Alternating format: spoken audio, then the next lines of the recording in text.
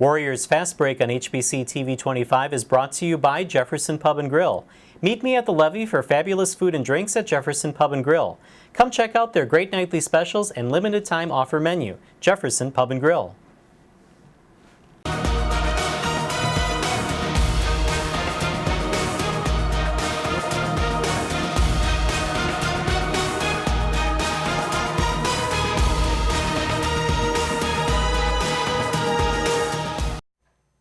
Hello again, everybody, and welcome to Warriors Fastbreak on HBC TV 25. I'm Justin Barrientos. Thanks for joining us, and we'll spend the entire show today talking about the Warrior women's basketball team. Head coach Scott Ballard joins us.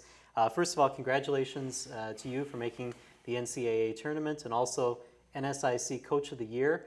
I want to talk about that honor at the top here. I know you don't like talking about a lot of these. I really don't, because it's any awards or honors we get are really team honors and awards.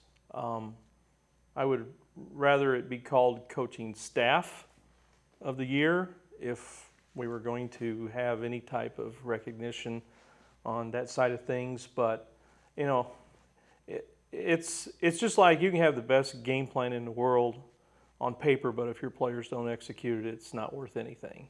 So all the credit goes to our players for their, teamwork, commitment, competitiveness, so there's a part of it's almost kind of embarrassing, to single one person out when it's a total team effort.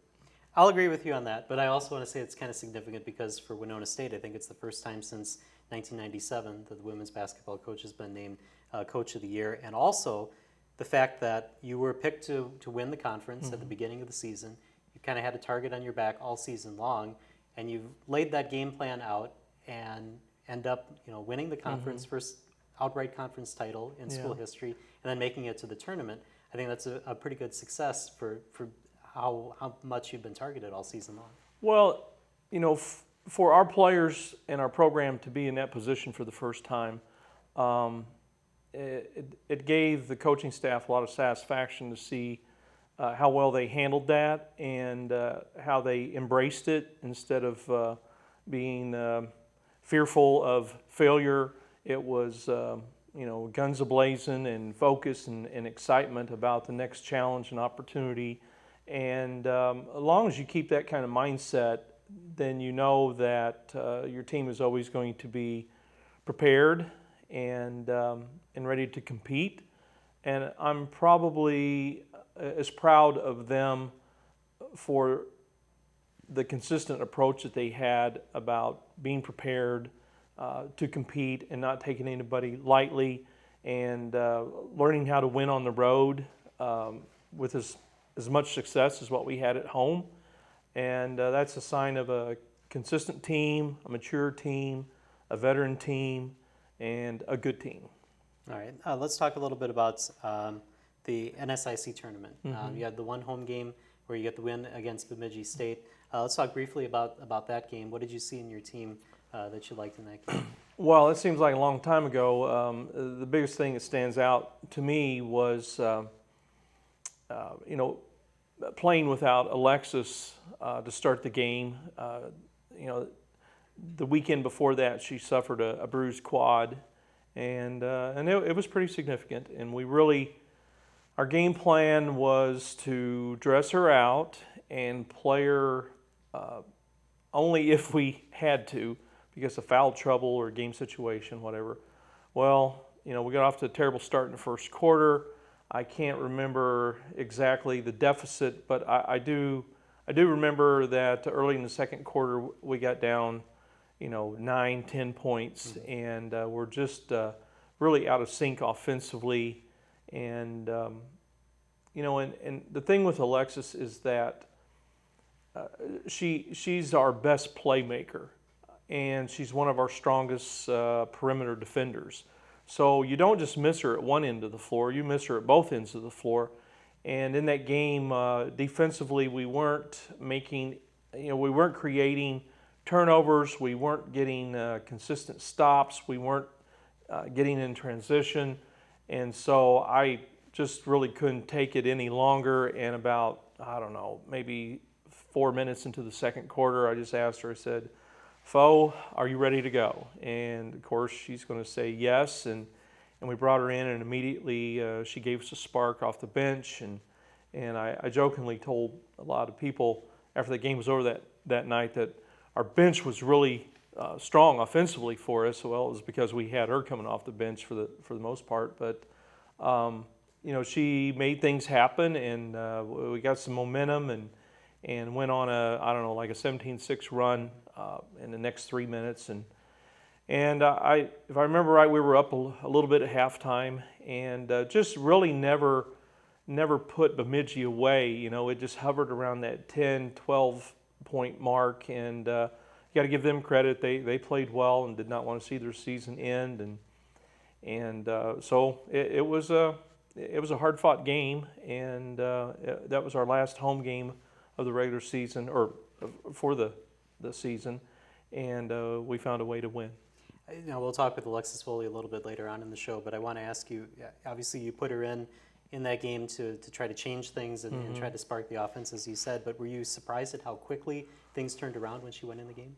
Well, I was hesitant about playing her because I did not want to make her condition worse and run the risk of her getting hit there again, even though the trainers had it padded up. But she's just such a great competitor, and we really couldn't afford to play without her any more than we had to the rest of that game, because we never had a big cushion to work with where we could protect her, and she ended up playing 24, 25 minutes. So once we put her in the game, we didn't take her out hardly at all.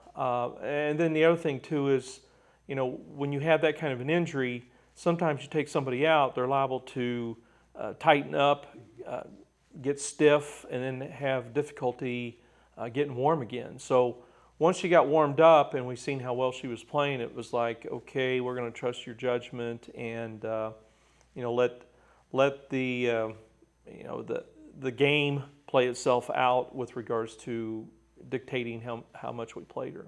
All right, let's quickly, before we end this segment, then move on to the second game, then the Concordia game.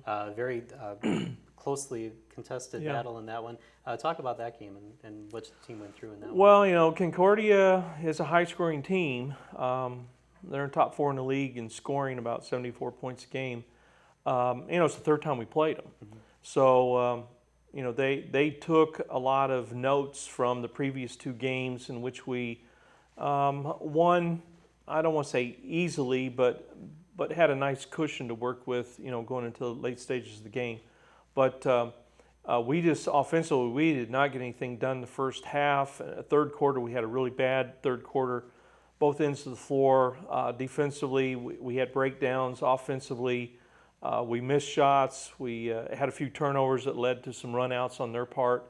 And I think we were down 9 going into the fourth quarter. So we had really put ourselves in a dangerous situation, and went with a small lineup a lot of the fourth quarter, and changed our offense to a dribble drive, motion type offense, and had 5 people out there at one time that were all comfortable and confident with driving the basketball. And I believe we only took 2 3-point shots the second half, but we ended up with 4 3-point plays the conventional way in the fourth quarter. And once we got the lead, I don't know, about the 2.5 minute mark, we really played well the last 5 minutes of the game, and got stops, and I think we held them to almost 6.5 minutes without scoring to start the fourth quarter. So that was a big reason why we were able to get back in that game. And once we got the lead, we took care of the ball, made some really intelligent basketball plays, and made our free throws to finish the game. All right, we're going to take a break here on Warriors Fast Break. We'll continue talking about the NSIC tournament and what's next for the Warriors. Alexis Foley will join us in just a moment here on Warriors Fast Break. Warriors Fast Break on HBC TV 25 is brought to you by Jefferson Pub and Grill. Meet me at the levee for fabulous food and drinks at Jefferson Pub and Grill. Come check out their great nightly specials and limited time offer menu. Jefferson Pub and Grill. Integrate your business communications services with HBC. You'll be connected to the area's leader in internet and data solutions with speeds up to 1 gigabit, not to mention the most customizable and reliable telephone network in the area. Your customers and guests will enjoy crystal clear video and audio throughout your business. HBC Professional Solutions customers receive consulting and IT support, conferencing solutions, fast, reliable cloud service, and more. Call 888-474-9995 to experience the HBC difference today. Get an inside look at the Winona State basketball program with Warriors Fastbreak on TV 25, brought to you by Jefferson Pub and Grill. Host Justin Barrientos sits down with the Warriors head coaches each week to break down last week's game and to look ahead at WSU's next opponent, as well as chat with Winona State players. Tune in at 4:30 p.m. on Thursdays, 6 p.m. on Fridays, 7 a.m. on Saturdays, and before every Warrior home game for Warriors Fastbreak on HBC, brought to you by Jefferson Pub and Grill. Go beyond entertainment with HBC GigaWorld and get the broadband experience. Video chat without buffering. Stream your favorite shows and movies with TV to go. Dominate your online games and more with gigabit internet speeds. Watch over 300 video channels, including high definition, sports, HBO, Cinemax Stars Plus, Encore Showtime, and more. Call friends and family with reliable, crystal clear, unlimited local and domestic long distance phone service. Experience broadband the way it's meant to be with HBC GigaWorld. Visit hbci.com to get started today. We chose HBC because they're a local company. They have a big audience in Winona, which is the geographic group that we're looking for. Mel is very easy to work with. She's genuinely concerned about how our money is being spent, and she does everything she can to make sure we get the most for our money. She takes care of us. So whenever there's a problem, which is rarely, I know that I can go to her and she's going to take care of it. To see how HBC advertising can help your company, call Melanie at 507-474-5802. Tune in for the Sports Buzz every Tuesday at 5:30 as a panel of local sports journalists tackle the hottest topics on everything from local high school and collegiate sports to regional discussion about the Twins, Brewers, Vikings, and Packers. With the Power Play Fantasy Football Challenge to the Rant of the Week and NFL Pick'em, the Sports Buzz is fast-paced and sure to entertain. That's new episodes of the Sports Buzz every Tuesday at 5:30 with replays only on HBC TV 25. And welcome back to Warriors Fastbreak, brought to you by Jefferson Pub and Grill, joined now by Alexis Foley. Thanks for joining us. Thanks for having me. Let's backtrack a little bit. I know it's kind of going back in the past to talk about the Bemidji State game, but you had to come off of an injury. So let's kind of backtrack even further. What happened to give you that quad injury? It was during the Augie game, right before halftime. I was just driving, and a girl's knee hit me right in the quad, and I just dropped. So, bruised quad. It's painful. Yeah. So then you were out the rest of that game, and no chance of coming back in that game at all? I No. was with the trainer, and we just kind of talked about it. I obviously wanted to play, but she kind of said no. All right. Let's talk about. Oh, go ahead. When it happened, they stopped play. Of course, she's laying on her stomach, kind of up on her hands and knees, trying to get up. And they stopped play, and they send all the players to their bench. Well, our players come over to the bench, and Connor's going, "Coach, she's okay. She's laughing." And so I wanted to believe Connor, but when I seen him have to carry her practically to the locker room or the training room, it's like, I don't think this is a laughing matter. And then when we seen her at halftime, and she was still in tears, and she kind of come walking in, limping into the locker room.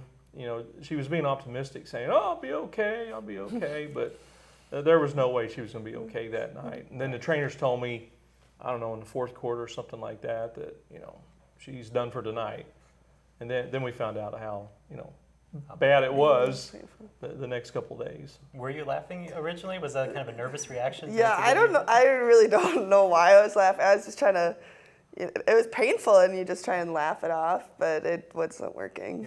How many people laugh and cackle when they're hurt? You're just trying to get outside of the pain, I guess. Maybe trying to will yourself back and not have that pain anymore. All right, I want to talk about kind of your mindset heading into that Bemidji game, because as Coach said, they didn't really want to use you unless they had to. So you dress for the game, you warm up, you get ready, and then you have to go to the bench. What was that like for you? It was hard, but Coach kept saying, we got to win this and get through to the next game. And so I was just kind of trying to stay in the mindset of being ready off the bench, and it was different, but just got to do what you got to do for the team and to get that win. So when coach comes to you then and says, we need you in this game, are you ready to go? Is there ever any thought of you saying, I don't know if I can do that? No, no. I was excited. I was so ready to go, and I just wanted to play. So when he said that, I was like, yeah, let's go, let's play. When you're sitting on the bench and you see your team struggle and you know that maybe it's going to be your time to be called out there, are you thinking, I just, come on, I'm ready to go? Yeah. I want to play, as does everyone on the bench, but you have to be ready when coach calls your name, and so he called mine and ready to go. Okay, let's move on. We talked about the Concordia game. Let's talk about the Augustana game. Obviously, it's a tough game for you, and I know I've asked this question before, and it seems like a silly question. People say it all the time. Is it a good loss at that point to kind of let you know, hey, we can't ever lose again? I mean, remember this feeling? We don't ever want to feel this again. No, there's no such thing as a good loss at the end of the year. You know, and I've told people before, you know, when we were 13-0, there were people that made comments like that after we lost the game to Northern, and it's like, you know, the only time you really need to lose a game is if you get complacent, you start taking winning for granted, you start taking your opponents lightly, you stop preparing. Then you need to lose to get your focus and your attention back. Mm-hmm. And honestly, we've not got to that point any time this year where I felt like we needed to lose, or we weren't practicing well, or we weren't focused. I mean, we've been very very good about getting ready for the next challenge, the next opportunity. How much is there with facing a team multiple times? You talked about Concordia the third time that you had faced them, that it was, you know, difficult to they kind of knew you and knew what to go on. The same thing with Augustana. And how hard is it as a player to play a team that many times during the season? I think it's hard. You know, they know your offense and know what you like to do and what you like to run, but the same way we know what they like to run, and we know their players, and our coaches put us in a great spot for scouting. So it's hard, but you just have to be mentally tough and ready to win a game. And I thought we were, but we didn't get that one. The game goes into overtime, and it's a back and forth game in overtime. What are you thinking on the bench during overtime, where it really can go either way? Oh, I was excited about overtime because if you remember, we had to have a defensive stop in regulation to force it to overtime. So we were excited, and then I think Connor hit a three to start overtime, and then both teams just made plays to answer each other. And a lot of people want to talk about the last shot that didn't go in that Foe had, but it's like I reminded a lot of people that there were a lot of easier shots that different people missed earlier in the game that would have made the same difference in the outcome as that last one. That was just the last opportunity that people remembered. But even with 2.5 seconds to go, and we got the ball on the sideline in front of our bench, it was a play that we just drew up. It wasn't something that we had practiced, and we got the ball in the right person's hands and had as good a luck as you could ever hope for to be in that situation. It just unfortunately rolled off. Yeah, I hate to ask the question, but I have to. You see that shot go in, and I've seen the video of the shot. It looked like it went halfway down the cylinder and then popped out. What are your thoughts when you let go of the shot? I mean, it felt good. Coaches drew up a great play, and it was going left, had a great drive, and it felt good off the hand, and unfortunately it didn't go in, and it's tough, but we're still playing, and we're excited about that. Yeah. All right, last question about that. Is it tougher when it looks like it's going to go in and then it doesn't, than if you would have just completely missed the shot? I don't know. A miss is a miss. That's right. It doesn't matter if it's pretty, ugly, close, short, long. It doesn't matter. It's good or not. Yeah. Yeah. All right. Well, we're going to take a break here on Warriors Fast Break. We'll talk a little bit more with Alexis Foley, talk about the rest of her season, what's coming up for the Warriors right after this. Hi, I'm Dan Picarino with HBC. Our goal has always been to offer the very best TV experience and value possible. Customers often ask, why do we have to pay for a bunch of channels we don't even watch? It's kind of like this. Imagine going into a convenience store and wanting to buy a bag of chips. But to get those chips, you're required to also purchase a candy bar, a slice of pizza, a sandwich, and a pack of gum. That's how one channel you want becomes 4, 5, or even more channels in your lineup. Today, there are 6 multi-billion-dollar corporations that control 90% of the existing networks and programming. We feel strongly that these corporations should not be allowed to double or triple their rates from year to year. There are times that HBC must challenge these media companies to keep their rates reasonable. We hope you will join us in this fight. Please visit tvonmyside.com/HBC to learn more. And thank you for choosing HBC.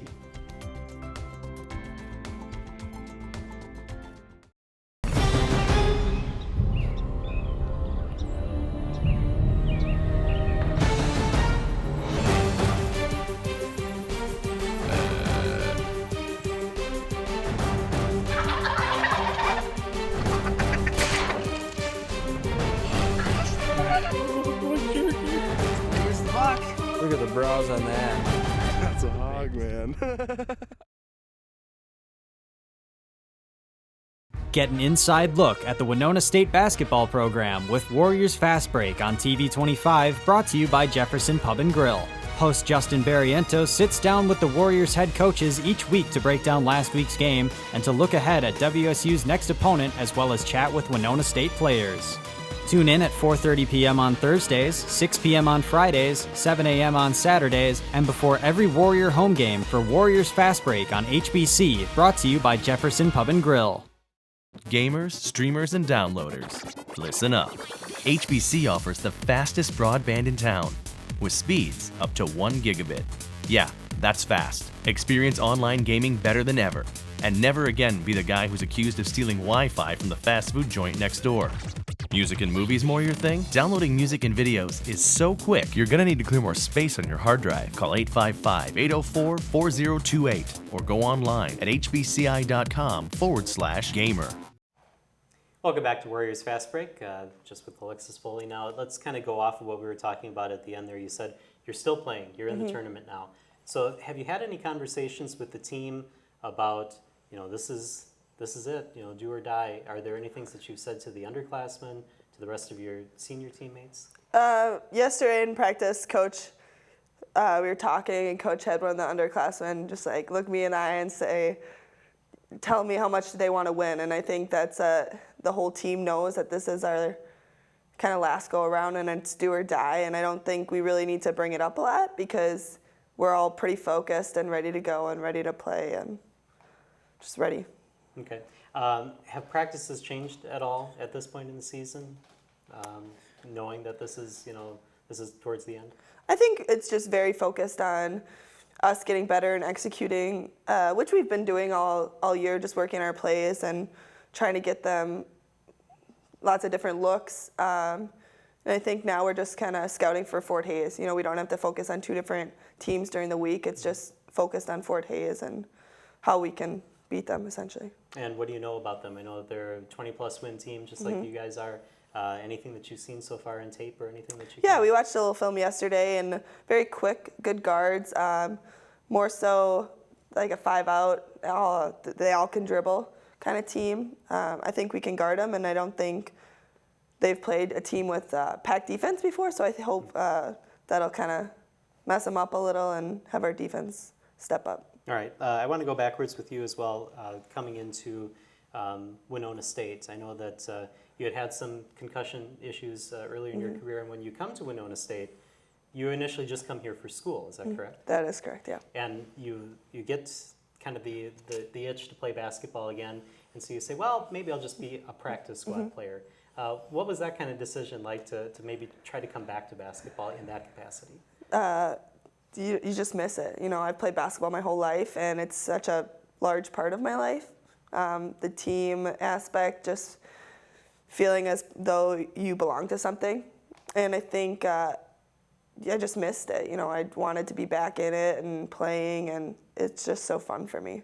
Now, you wanted to be a practice squad player because you thought, well, maybe the injuries will happen again, and that'll kind of hurt me. But Coach Ballard said something to the effect of, well, if you're just a practice squad player, you can get hit just like any time else.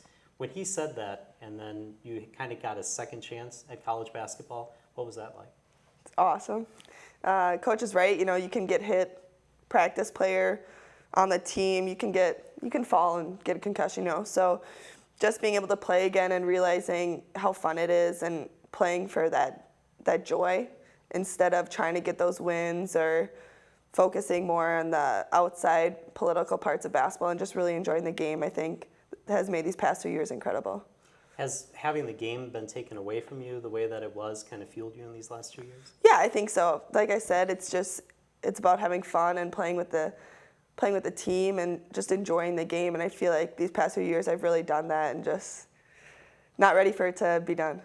Now, I understand that in your future, you're studying math. We've talked about that before. You'd be a math teacher, Yes. I think. Is basketball going to play any part in your future going forward? Yeah, I would love to coach. Just give back to the sport and just be a part of a team again. It's always been a part of my life. And so I think if I can coach and help a younger generation with it, that'd be awesome. I want to talk again about the tournament. As far as you and then as far as the team, what are you guys going to consider a success? I mean, this is the third time in the history of Winona State basketball that they've gone to the NCAA tournament. Is just being there part of the success, or is it going as far as you can in this tournament? I think it's great. We're really excited about making the tournament, but it's not just about being there. We're here to win it, just like every other team. And I think with that mindset, we're just gonna play each game and take each game as it comes and go as far as we can. Now, one of the things I talked with Coach Ballard about earlier was the fact that you had a target on your back all season long, being picked to win the conference. Has that part of all season long, getting the other team's best game, kind of helped you a little bit towards this tournament? Yeah, I think we've competed really well, and we haven't really focused having that target on our back. We're just trying to play the best that we can play as a team, and I think it's just prepared us, and we're ready to go. All right. We hadn't had a math joke Monday, I don't think, for a while. So I was looking on Twitter to try to find some recent ones. Do you have any that I haven't had any recently, so if you have any, you can send them to me. But no, I don't. We have to contact Dean Beckman, our resident jokester, for that. There haven't been any math joke Mondays. I'll try and get one out next week. Is that kind of the focus that you're in right now, that you want to stay away from all those kind of distractions and just focus in on the games? I don't know. I mean, I'm excited to play, and I think we are focused, but you gotta, I don't know, just enjoy life. Okay. How are you health-wise? How are you doing right now? I'm healthy. Everyone has their bumps and bruises, and every team has sicknesses at the end of the year, but it's not about that. It's about the team that's going to put those things aside and stay mentally strong. And I think as a team, we are mentally tough enough to not let those outside sicknesses or bruises affect how we play on the court. All right. And I know that we've talked about this all season long, about this team aspect and how there are constant messages from the team saying, I love this team, I love being a part of this team. How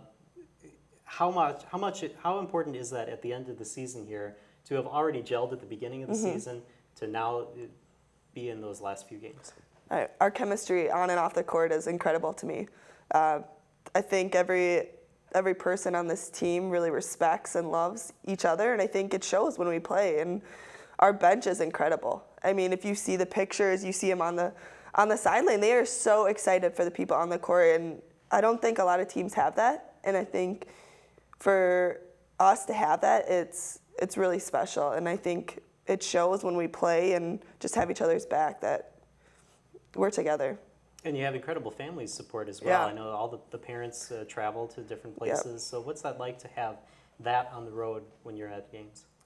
I think our team is very close with their families, each and every one. And just having that support from our families is so valuable to us. And looking up in the fans, when I see my parents and my siblings up there, I just smile, knowing that they have my back and they're supporting us as a team. It's great.